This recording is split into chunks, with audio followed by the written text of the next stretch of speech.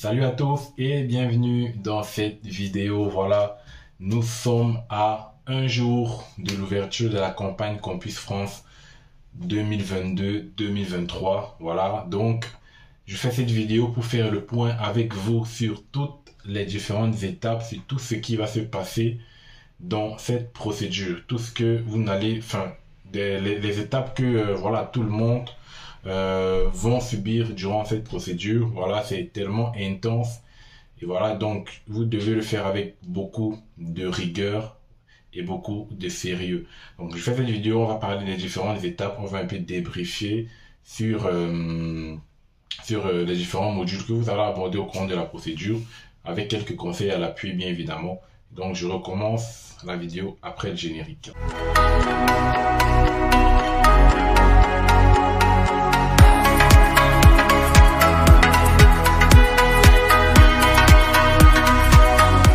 Voilà, donc je reviens rapidement pour faire ce petit briefing sur l'ouverture de la campagne Campus France. Nous sommes le 29 septembre et ça ouvre après-demain le 30 septembre, le 1er octobre. Et j'espère que vous êtes déjà prêts. Je sais qu'il y a beaucoup de personnes, beaucoup d'étudiants qui ont commencé à se préparer, voilà, à rassembler les documents.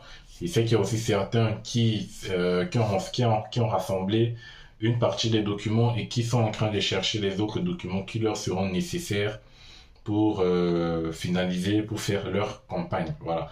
Donc, quelles sont donc les différentes étapes que vous allez traverser durant cette procédure? Voilà. La procédure, en gros, ça dure 1 an. Vous devez savoir, la procédure Campus France, visa compris, ça dure demande de visa compris, ça dure généralement 1 an. Voilà. Et donc, au début de la procédure, voilà, le 1er octobre, pour ceux qui n'ont pas encore de compte, bon, vous pouvez déjà créer un compte Campus France, vous n'êtes pas obligé d'attendre le 1er octobre. Donc là, actuellement, ou bien il y a 1 mois, il y a 2 mois, on peut créer son compte Campus France à tout moment.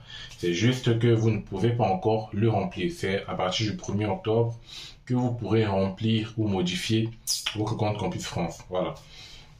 Et donc, dès que le 1er octobre va arriver à minuit, ou si je puis dire, c'est minuit, vous devez commencer donc à ce moment-là à remplir votre compte. C'est pas vous dire que vous allez vous réveiller à minuit, bien évidemment.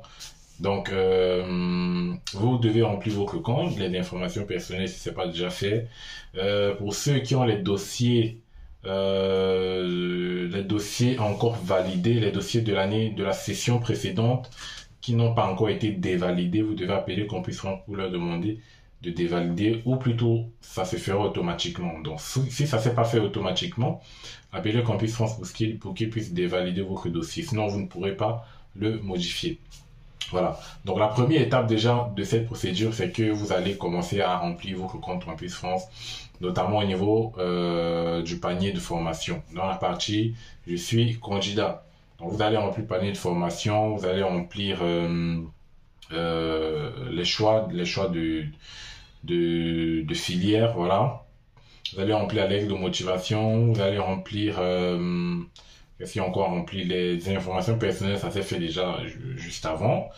Et donc, le plus important déjà, c'est de faire son choix d'université et de remplir la rubrique parcours et diplôme. Voilà, ce sont on peut dire les 2 rubriques, en plus de la lettre de motivation, les 2 rubriques les plus importantes. Voilà, déjà, il faudrait que vous puissiez bien remplir la rubrique parcours et diplôme. Très important aussi, parce que vous devez savoir, ceux qui ont regardé ma dernière vidéo, je parlais dans cette vidéo de la méthode des universités pour accepter ou refuser des étudiants. Donc, vous devez savoir, ça se fait par un algorithme.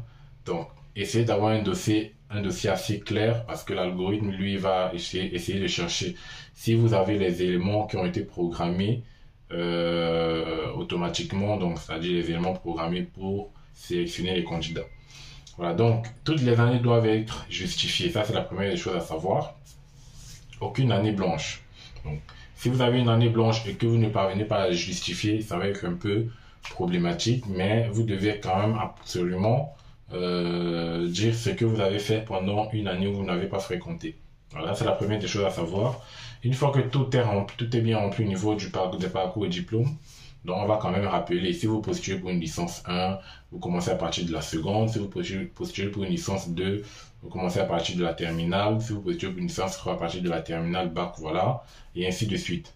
Donc ça, on va pas revenir trop dessus. J'ai déjà fait des vidéos sur les documents, enfin sur comment remplir sa rubrique parcours et diplôme.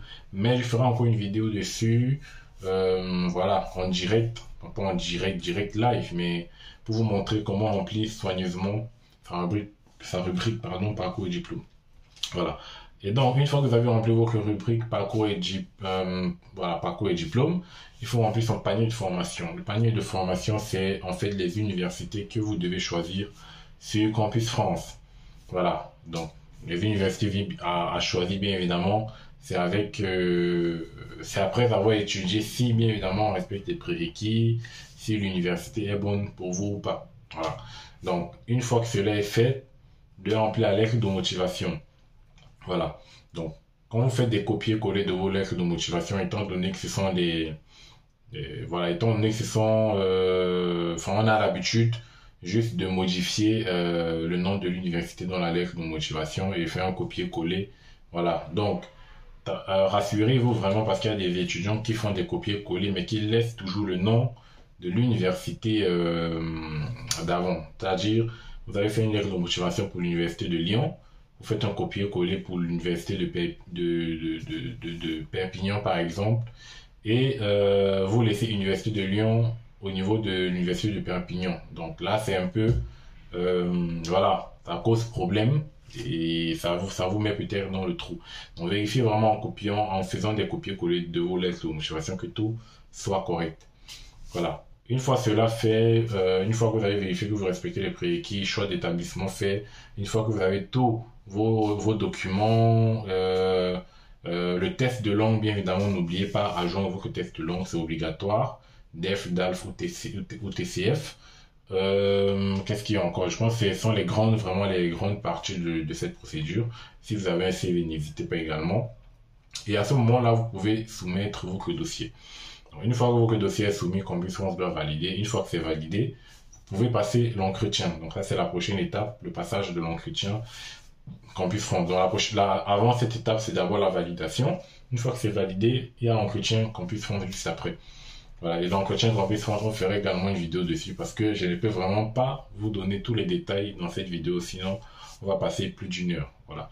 On fera une vidéo dessus le moment venu pour vous édifier sur les différentes thématiques de l'entretien Campus France. Voilà, vous devez réussir cet entretien parce que c'est capital et décisif.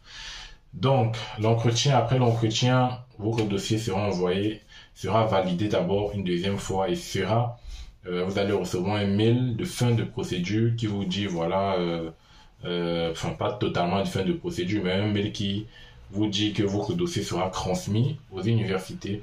Voilà, et que, une fois que votre dossier est transmis, vous commencerez à recevoir des réponses le moment venu.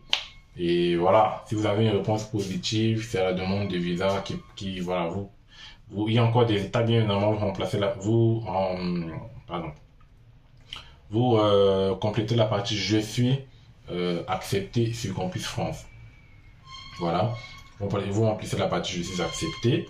Et puis, vous allez encore devoir attendre la validation du Campus France. Et une fois que c'est validé, vous recevrez enfin les mails de fin de procédure. Voilà, fin de procédure pour dire Campus France a fini avec vous. Ils n'ont plus rien à avoir dans la suite de votre procédure. Une fois que vous avez reçu ça, vous faites votre demande de visa. Et puis, c'est bon. Voilà. Donc, les problématiques maintenant comment je peux faire si je n'ai pas d'admission et tout ça, c'est au courant de la procédure qu'on fera une vidéo également, des vidéos dessus pour vous donner des conseils. C'est comment faire, voilà, pour anticiper un éventuel refus et tout ça. Donc, on va en parler de ça. Là, c'est juste pour débriefer un peu sur les éléments que vous allez traverser durant cette procédure. Voilà. Donc, j'ai essayé de résumer au maximum comme je pouvais. Je savais pas que j'allais faire 10 minutes. Je me disais, c'est une vidéo de 5 minutes et puis c'est bon. C'est pas grave. Donc, restez scotché et n'oubliez pas de vous abonner. Je sais pas pourquoi j'ai pas dit en début de vidéo. Bon, c'est pas grave. Donc, abonnez-vous. Je sais que vous vous abonnez. Je sais qu'il y a mes abonnés fidèles qui restent toujours jusqu'à la fin de la vidéo. Et donc, je vous remercie tous les abonnés fidèles et les nouveaux abonnés. Restez également dans les fins de vidéo. Voilà, restez tout au long de la vidéo et laissez un pouce bleu également qui me permettra qui me donnera du soutien. Voilà. Et donc, on se voit la prochaine pour un nouveau numéro. Restez scotchés. Ciao.